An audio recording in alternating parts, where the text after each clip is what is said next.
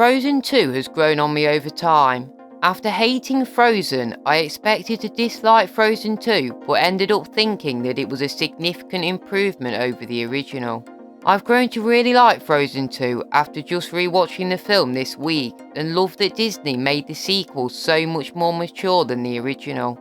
Olaf isn't anywhere near as annoying as he was in the original, and Elsa's Show Yourself song is much better than Let It Go in my opinion. I didn't really like how they handled Kristoff, but did enjoy every other character in the film, especially Bruni, one of the 4 elemental spirits. If you hated the original like myself, I wouldn't let that put you off the sequel, as it's so tonally different and much more enjoyable than the original. Kronk's New Groove has a whopping 0% on Rotten Tomatoes, but in the film's defense, it's only been reviewed by 6 critics. I guess I'm pretty much the only person in the world who loved the film for what it is, an extremely funny comedy. The short runtime of 1 hour and 12 minutes including credits doesn't bother me personally, as it keeps the plot moving fast.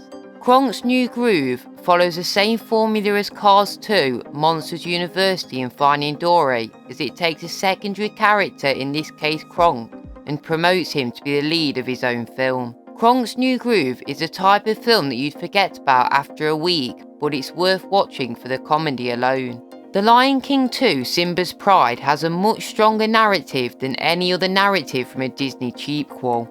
It takes heavy inspiration from Shakespeare's Romeo and Juliet, which made for intense family drama between the young cubs and their parents. The new original song He Lives in You somehow manages to almost be on par with songs from the original Lion King.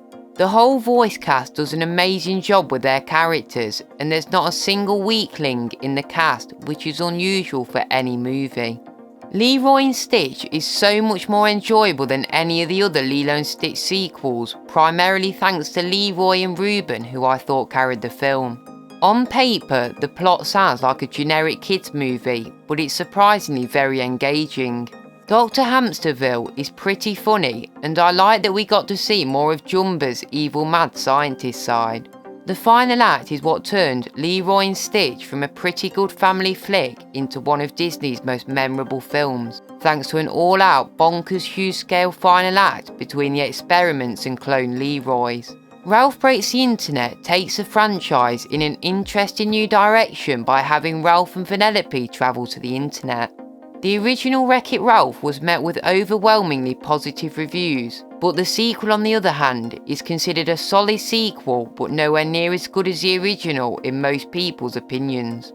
Personally, I adored the film, not only because of its cameos to other Disney properties, but I thought that Ralph and Vanellope both received some great individual character growth. Overall, I just love Ralph Breaks the Internet and really hope that Disney do a 3rd installment to finish off the trilogy. Thanks for watching the video. Be sure to let me know your favourite Disney sequels in the comment section below.